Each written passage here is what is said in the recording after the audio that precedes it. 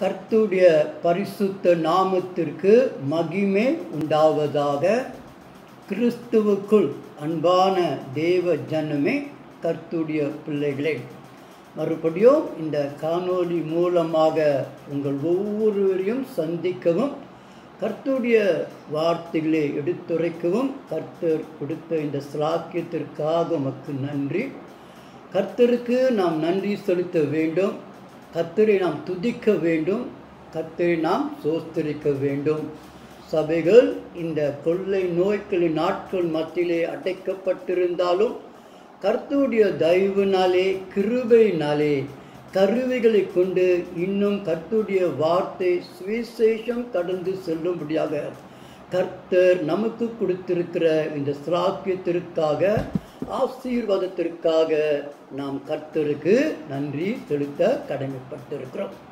கர்த்தருடைய வார்த்தைக்கு போவதற்கு முன்பதாக நாம் கண்களை மூடி நாம் ஜெபம் செய்வோமாக. ஜெபம் செய்வோம். இயேசுவே, இந்த கால வேலைக்காக உமக்கு நன்றி. இப்படிப்பட்ட நெருக்கமான இடுக்கமான காலங்களிலும் உன்னுடைய செய்தியை நாங்கள் கேட்பதற்கு இந்த கருவிகளின் மூலமாக உதவி செய்து கொண்டிருப்பதற்காக ஸ்தோத்திரம் ஐயா. இந்த பரிசுத்த கால வேளையிலே உம்முடைய பாதத்திலே, உம்முடைய சமூகத்திலே, இல்லங்களிலே குடும்பமாய் நாங்கள் துதிக்கவும், சோஸ்திரித்து ஆராதனை செய்து உம்முடைய வார்த்தைகளை கேட்கும்படியாக நீர் குடும்பங்களை ஆயத்தப்படுத்தியிருப்பதற்காக ஸ்தோத்திரம் ஐயா. இந்த கால வேளையிலே நீர் எங்களோடு இருப்பதற்காக உமக்கு நன்றி. நீர் பேசும், நாங்கள் கேட்கிறோம் ஆண்டவரே. எங்களுடைய குற்றங்களையும் குறைவுகளையும் நீக்கி அப்புறப்படுத்தி பரிசுத்தப்படுத்தி வழி நடத்துவீராக. இயேசு கிறிஸ்துவின் நாமத்திலே சோஸ்திரத்தோடு ஜெபிக்கிறோம் அன்பின் பிதாவே. நாம் ஒரு பாடலை கேட்டு சத்திய வசனத்திற்குள் நாம் கடந்து செல்வோமாக. பாதம் ஒன்றே வேண்டும் இந்த பாரில், எனக்கு மற்றேது வேண்டா, உன் பாதம் ஒன்றே வேண்டும். நாதனை துங்கமே வேதனை பொங்குனர், காதலுடன் துய தூத தொழும் செய்ய பாதம் ஒன்றே வேண்டும். இந்த பாரில் எனக்கு மற்றேதும் வேண்டா, உன் பாதம் ஒன்றே வேண்டும். சீரும் புயலினால் வாரிதி பொங்கிட பாரி நடந்தாற் போல் நீர்மே நடந்த உன் பாதம் ஒன்றே வேண்டும். இந்த பாரில் எனக்கு மற்றேதும் வேண்டா, உன் பாதம் ஒன்றே வேண்டும். வீசுகமேல் கொண்ட வாசனை தைலத்தை ஆசையுடன் மறி பூசி பணிந்த பொன் பாதம் ஒன்றே வேண்டும். இந்த பாரில் எனக்கு மற்றேதும் வேண்டா, உன் பாதம் ஒன்றே வேண்டும். போக்கிட மற்றைய மாக்கினையாவையும் நீக்கிடவே மர தூக்கி நடந்தனர், பாதம் ஒன்றே வேண்டும். இந்த பாரில் எனக்கு மற்றேதும் வேண்டா, உன் பாதம் ஒன்றே வேண்டும். நானிலத்தோர் உயர்வானில தேரவள் ஆணி துளைத்திட தானே கொடுத்த உன் பாதம் ஒன்றே வேண்டும். இந்த பாரில் எனக்கு மற்றேதும் வேண்டா, உன் பாதம் ஒன்றே வேண்டும். பாதமடைந்தவர் காதரவாய் பிரசாதமருள் இயேசு நாதனே என்று உன் பாதம் ஒன்றே வேண்டும். இந்த பாரில் எனக்கு மற்றேதும் வேண்டா, உன் பாதம் ஒன்றே வேண்டும். தேவ பிள்ளைகளே, இன்றைக்கு காலைக்கு தெரிந்து கொள்ளப்பட்ட வேத பாகம் லூக்காவின் சுவிசேஷம் 10வது அதிகாரம் வசனங்கள் 38 தொடங்கி 42 முடிய. லூக்கா 10வது அதிகாரம் வசனங்கள் 38 தொடங்கி 42 முடிய நாம் வாசிக்க கேட்போம். The Gospel of St. Luke, chapter 10, verses 38 to 42.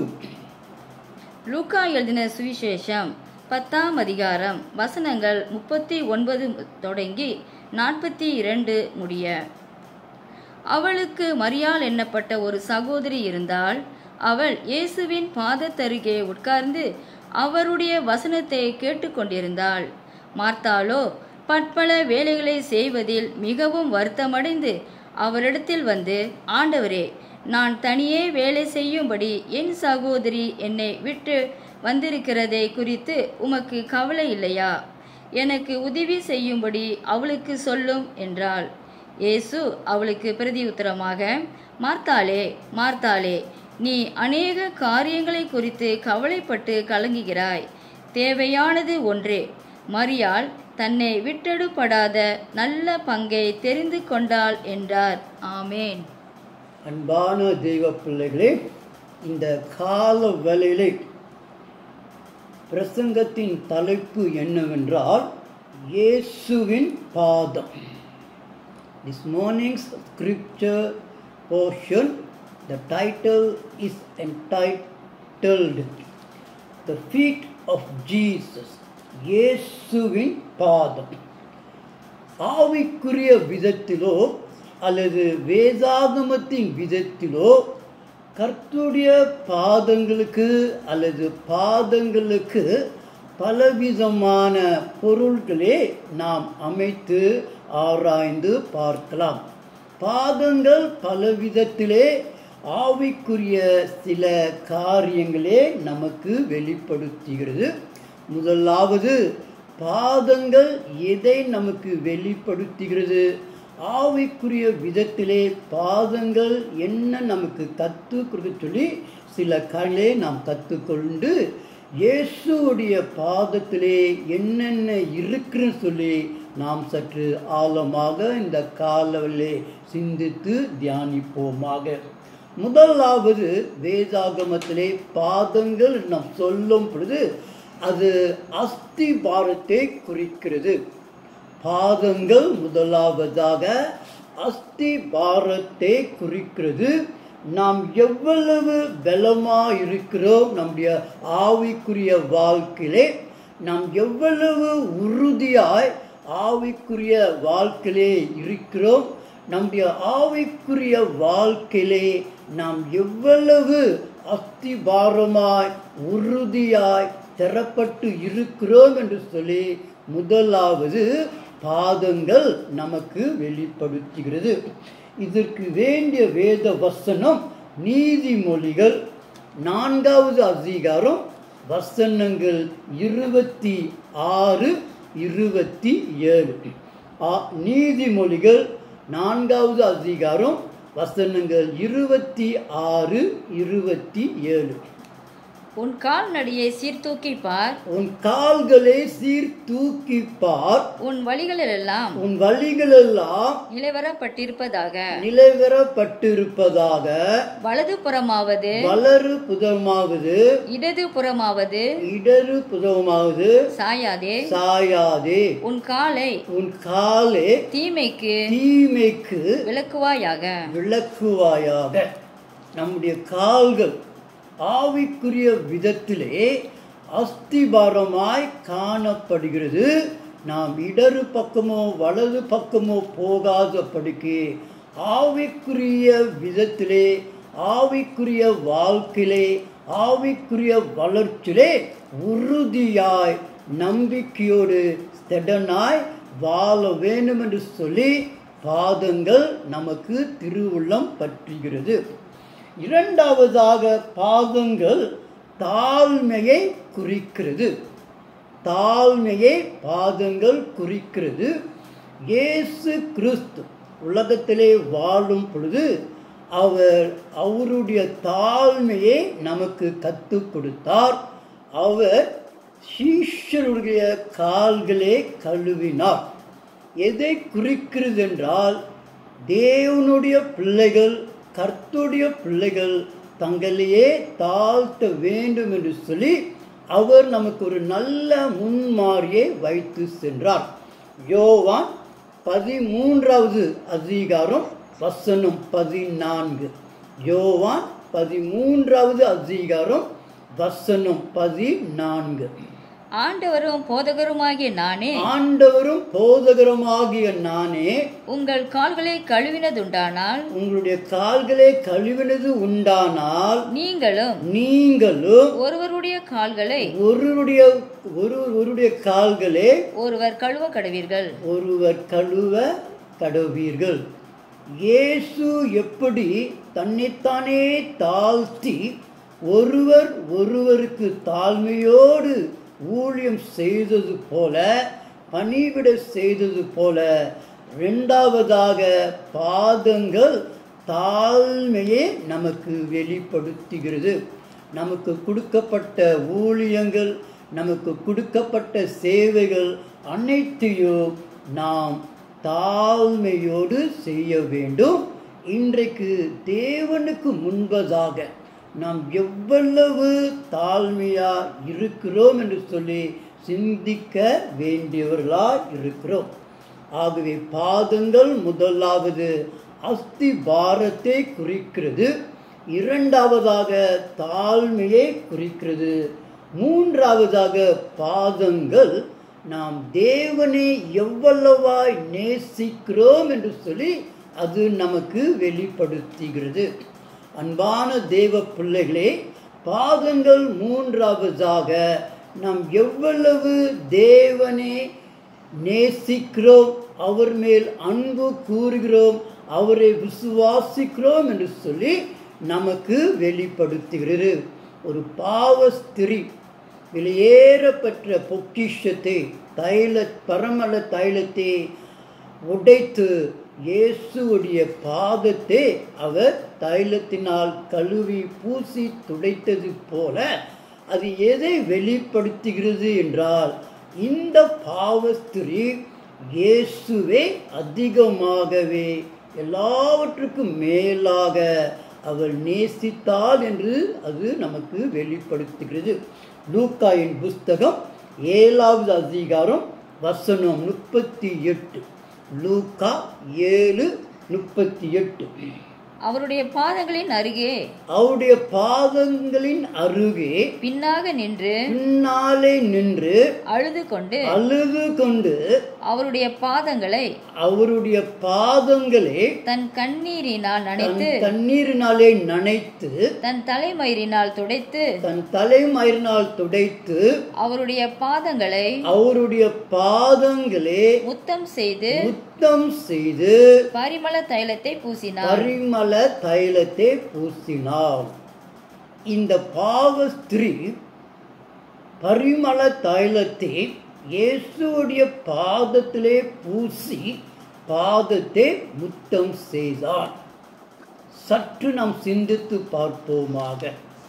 இதை செய்வதற்கு இந்த ஸ்திரீயுடைய இருதயத்திலே அவள் எவ்வளவாய் தேவனை நேசித்தாள் என்று சொல்லி அளவில்லாத ஒரு நேசத்தை நமக்கு வெளிப்படுத்தி காட்டுகிறது.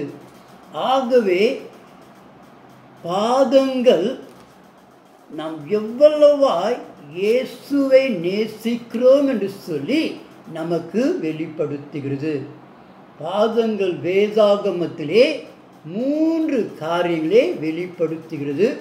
முதலாவது அஸ்திபாரம், எவ்வளவு உறுதியா நாம் தேவனுக்குள் இருக்கிறோம் என்று வெளிப்படுத்துகிறது. இரண்டாவதாக தாழ்மை, இயேசுக்கு முன்பதாக நாம் எவ்வளவாய் தாழ்மையாய் காணப்படுகிறோம்.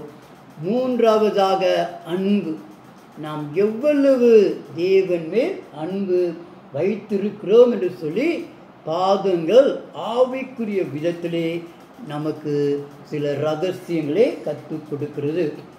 My dear friends, this morning's sermon is taken from St. Luke chapter 10 verses 38 to 42, and the title is called The Feet of Jesus. Biblically and spiritually, feet denotes three things. In Proverbs chapter 4, 26 to 27, feet denotes foundation.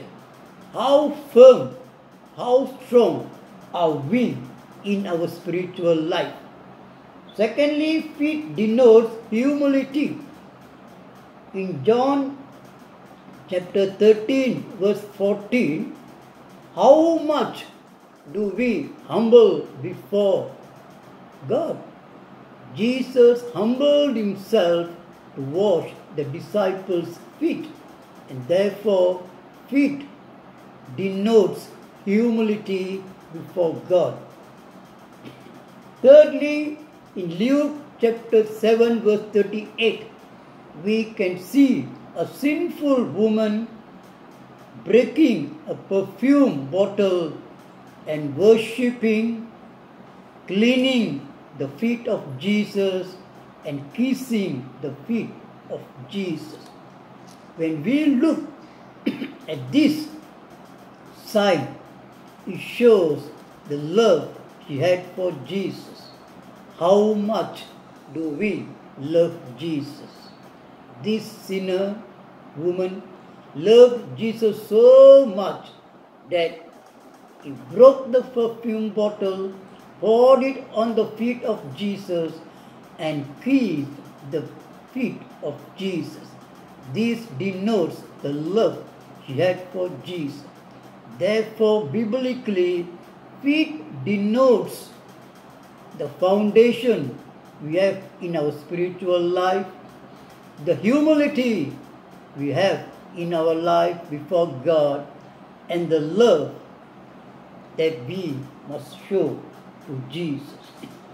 இயேசுவுடைய பாதத்தில் என்னென்ன காரியங்கள் இருக்கு சொல்லி 4 காரியங்களே இந்த காலையில் கற்றுக்கொள்ள போகிறோம். What are the things that is in at the feet of Jesus? We are going to study 4 things about the feet of Jesus.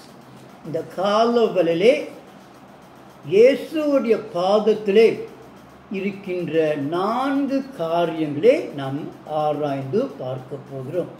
முதலாவது வாசிங்க, மத்தேயு 28வது அதிகாரம் வசனம் 9. மத்தேயு 28வது அதிகாரம் வசனம் 9. அவர்கள் அவருடைய சீஷர்களுக்கு அறிவிக்க போகிற போது இயேசு தாமே அவர்களுக்கு எதிர்பட்டு வாழ்க என்றார். அவர்கள் கிட்ட வந்து அவர் பாதங்களை தழுவி அவரை பணிந்து கொண்டார்கள். முதலாவதாக மத்தேயு 28:9 இயேசுவின் பாதத்திலே ஆராதனை இருக்கிறது. இயேசுவுடைய பாதம் ஆராதிக்கிற ஒரு இடம். கவனித்துக் கொள்ளுங்கள், குறித்துக் கொள்ளுங்கள். இயேசுவுடைய பாதம் ஆராதிக்கிற ஒரு இடம்.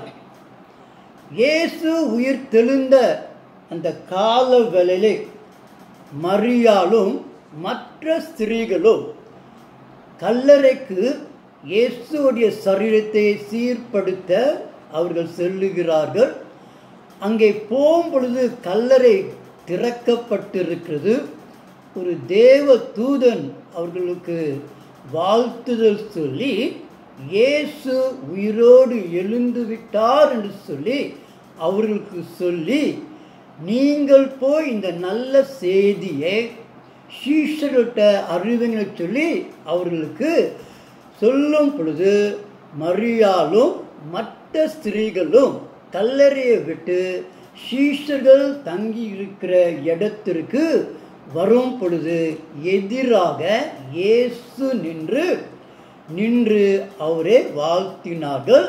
அப்பொழுது இந்த வார்த்தையை நாம் பார்க்கும் பொழுது அந்த ஸ்திரீகள் இயேசுடைய பாதத்தை தழுவி கொண்டார்கள் சொல்லி நாம் பார்க்கலாம்.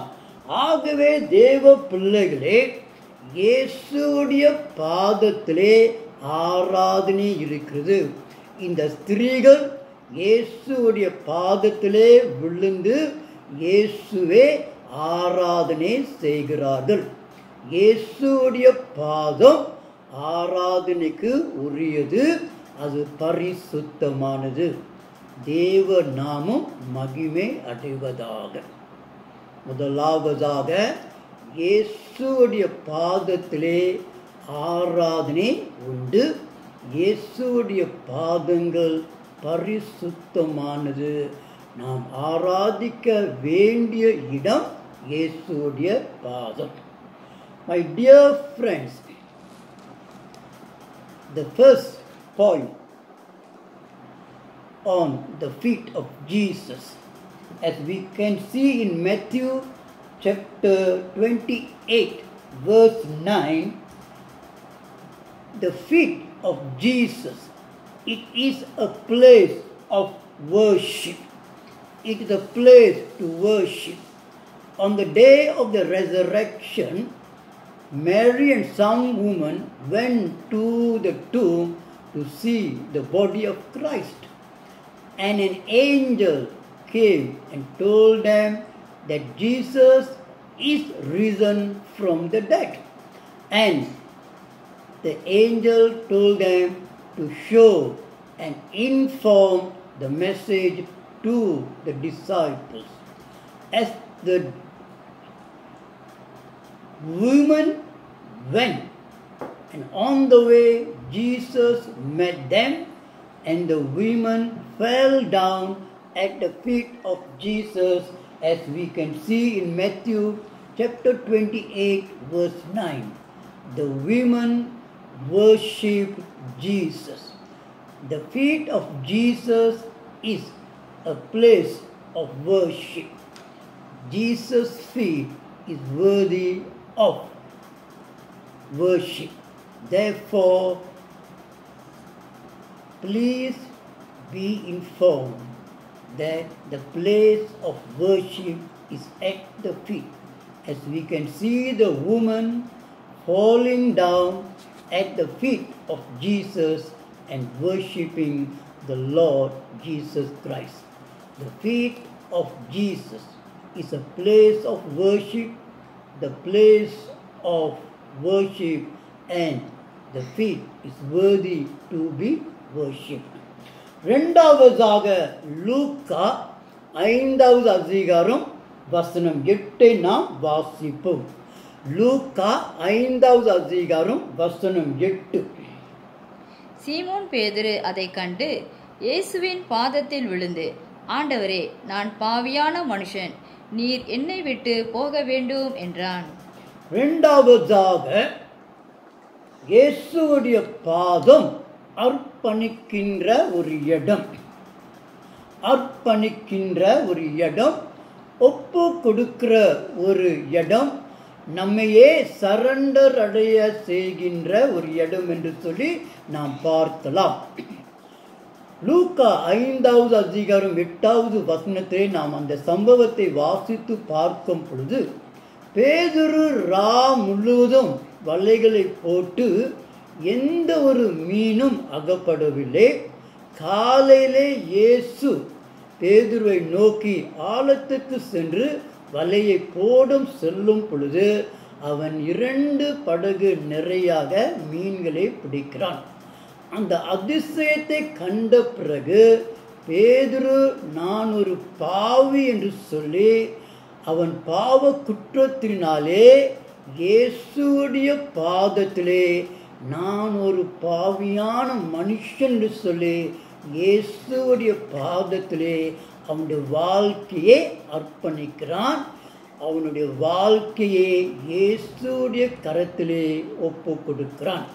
அப்பொழுது இயேசு அவனை பார்த்து சொல்கிறார், இப்பொழுது நீ மீன்களை பிடித்து கொண்டிருக்கிறாய், இனி மனுஷரே நீ பிடிப்பாய் என்று சொல்லுகிறார். தேவ பிள்ளைகளே, நம்முடைய பாவங்களே அறிக்கை செய்கிற இடம் இயேசுடைய பாதம். இங்கே பேதுருவை நன்றாக ஆராய்ந்து பாருங்கள். அவனுடைய பாவங்களே அவன் உணர்ந்த உடனே இயேசுடைய பாதத்திற்கு அவன் சென்று அவனுடைய பாவங்களே அறிக்கை செய்கிறான். இயேசுடைய பாவங்களே மன்னிக்கிற இடம், நம்மை பரிசுத்தப்படுத்துகிற இடம்.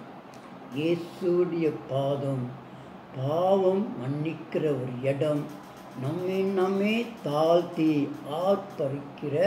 ஆர்ப்பணிப்பு செய்கிற ஒரு இடமா இருக்கிறது. Secondly, in Luke chapter 5 verse 8, we can see the feet of Jesus is a place of commitment. We see the previous night Peter fished all the night and caught nothing, and in the morning he saw a miracle. Peter, by the word of the Lord Jesus Christ, catching double-fold fish, and straightway Peter recognized himself as a sinner, and he went down to the feet of Jesus and he committed himself to Jesus, saying, I am a sinner. The feet of Jesus is a place of commitment, it is a place of pardon, and it is a place to receive forgiveness. Dear friends in Christ, the feet of Jesus is a place of worship. It is worthy to be worshipped. The feet of Jesus is a place of commitment. It is a place where we can receive our forgiveness of sins. மூன்றாவதாக வாசித்த பகுதியில் லூக்கா 10:39 வாசிக்க கேட்போம். லூக்கா 10:39. அவளுக்கு மரியாள் என்னப்பட்ட ஒரு சகோதரி இருந்தாள். அவள் இயேசுவின் பாதத்தருகே உட்கார்ந்து அவருடைய வசனத்தை கேட்டுக்கொண்டிருந்தாள். மூன்றாவதாக இயேசுவுடைய பாதம், இயேசுவுடைய வார்த்தைகளை கேட்கின்ற ஒரு இடம். இயேசுவுடைய வார்த்தைகளை கேட்கின்ற ஒரு இடம். இங்கே மரியாள் இயேசுடைய பாதத்திலே அமர்ந்து கொண்டு தேவனுடைய வசனத்தை கேட்டு கொண்டிருந்தார். தேவ பிள்ளைகளே, ஆண்டவர் எப்போதும் நம்மோடு பேசிக் கொண்டிருக்கிறார். பல விதத்திலே அவர் பேசுவார். வேத வசனங்களோடு நம்மோடு பேசுவார். தரிசனங்கள் மூலமாய் நம்மோடு பேசுவார். சொப்பனத்திலே அவர் பேசுவார். போதகர்கள் மூலமாய் நமக்கு பேசுவார். அவர் எப்பொழுதும் பேசிக்கொண்டிருக்கிறவராய் இருக்கிறார்.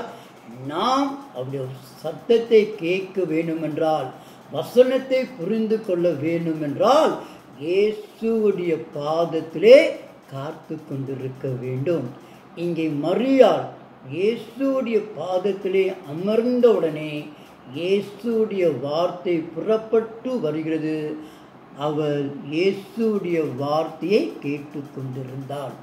ஆகவே தேவ பிள்ளைகளே, இயேசுடைய பாதத்திலே நாம் அமர்ந்திருக்கும் பொழுது தேவன் நம்மோடு பேசுவார். தேவ ரகசியங்களே, சத்தியத்தை நமக்கு தெளிவாக போதிப்பார். ஆகவே மூன்றாவதாக இயேசுடைய பாதத்திலே தேவனுடைய வசனம் உண்டு, தேவனுடைய சத்தியம் உண்டு, தேவனுடைய கிரியைகள் உண்டு தகப்பனே.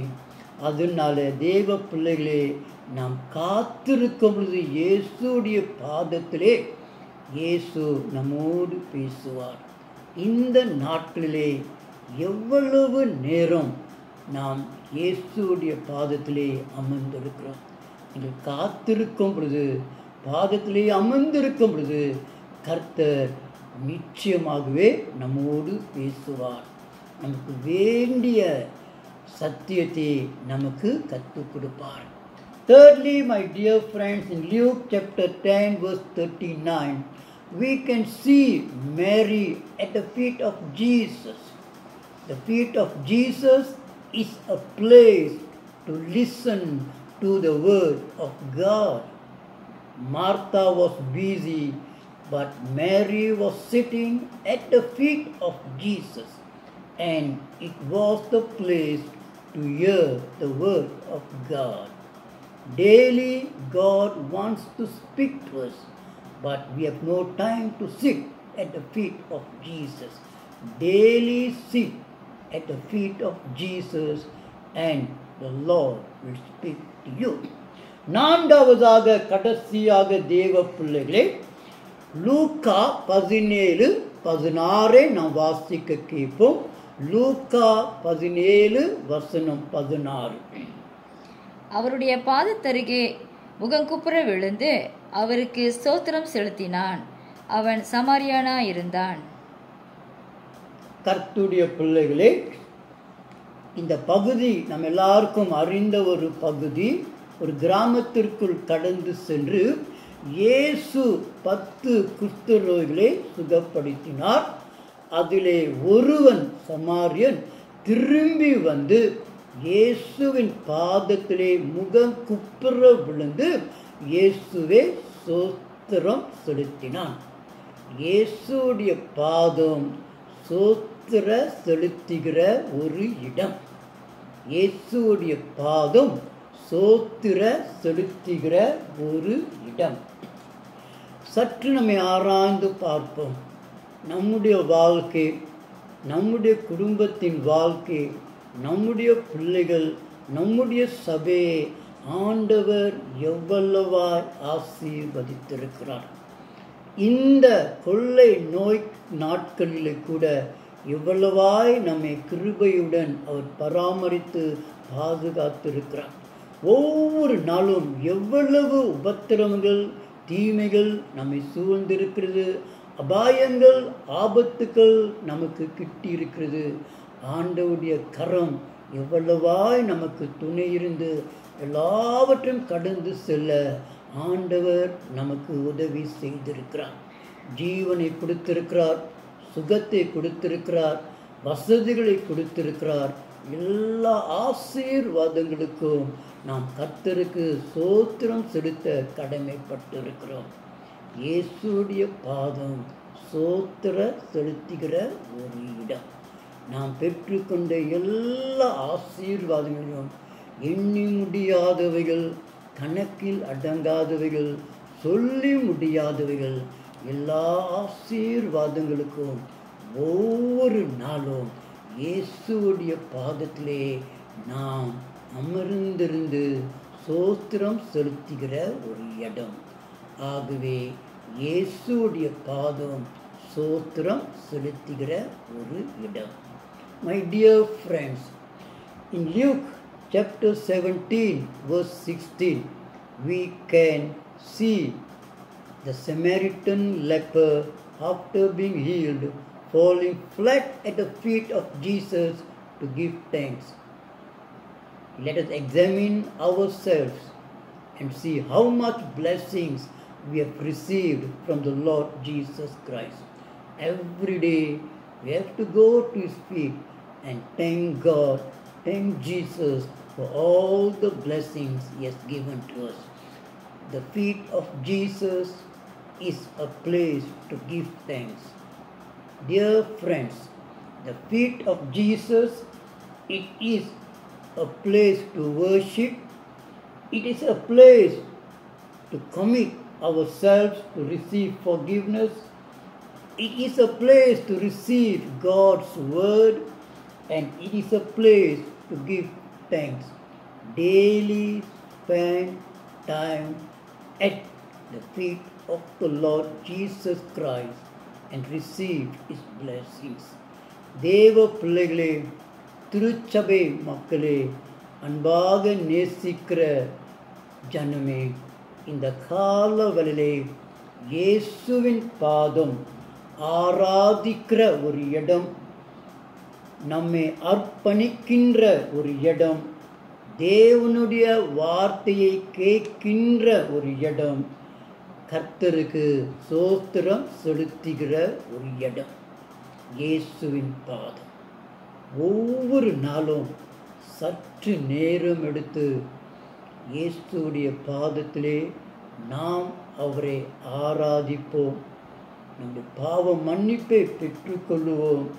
கர்த்தருடைய சித்தத்தையும் வார்த்தையும் நாம் கேட்போம்.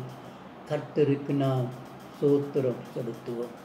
இந்த காலங்களிலே ஒரு தீர்மானம் செய்து, இயேசுவே ஒவ்வொரு காலையிலும் மாலையிலும் மத்தியானத்திலும் உம்முடைய பாதத்தை நாடி தேடி வந்து உம்மை ஆராதனை செய்து பாவ மன்னிப்பை பெற்று இந்த சத்தியத்தை கேட்டு உமக்கு ஸ்தோத்திரம் செலுத்துவேன் என்று சொல்லி நாம் ஒப்பு கொடுப்போமானால் கர்த்தர் இப்படிப்பட்ட நாட்டிலே நமக்கு உதவி செய்வார், வழி நடத்துவார்.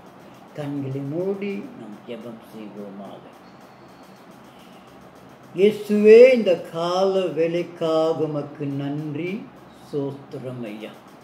இயேசுவின் பாதம் ஆராதிக்கிற ஒரு இடம், பாவங்களே அறிக்கை செய்கின்ற ஒரு இடம், இயேசுவுடைய வார்த்தையை கேட்கின்ற ஒரு இடம், ஸ்தோத்திரம் செலுத்துகிற ஒரு இடம். தகப்பனே, உம்முடைய பாதமே எங்களுக்கு அடைக்கலம், உம்முடைய பாதமே எங்களுக்கு தஞ்சம் ஆண்டவரே. இயேசுவே, ஒவ்வொரு நாளும் உம்முடைய பாதத்திலே அமர்ந்திருக்கும்படியாய் நேரத்தை ஒதுக்கி கொடுத்து உம்மை தொழுகை செய்து ஸ்தோத்திரிக்க, நன்றி செலுத்த, அந்த சத்தத்தை கேட்க கிருபை செய்வீராக. இயேசுவே, உமக்கு நன்றி. உம்முடைய பாதம் பரிசுத்தமானது, ஆராதனைக்கு காரணமாய் இருக்கிறது, துதிக்கு பாத்திரராய் இருக்கிறது. இந்த காலங்களிலே எங்களை நாங்கள் தாழ்த்தி தகப்பனே இந்த பாதத்திலே ஒவ்வொரு நாளும் காத்திருப்போம் என்று சொல்லி ஒப்பு கொடுக்கிறோம். தகப்பனே, திருச்சபை மக்களை கண்ணோக்கி பாரும். ஒவ்வொரு குடும்பத்தையும் ஆசீர்வதித்து கண்ணீர்கள், வேதனைகள், துயரங்களை துடைத்து சிலிப்போடு ஆசீர்வாதத்தோடு ஜீவிக்க கிருபை செய்வீராக. உங்களுடைய சகாயத்தின் கரங்கள் ஒவ்வொரு குடும்பத்தையும் காத்து கொள்வதாக. குடும்பத்திலே சந்தோஷம், சமாதானம் நிகழ செய்வீராக. பிள்ளைகளை பாதுகாத்து கொள்ளும் ஐயா.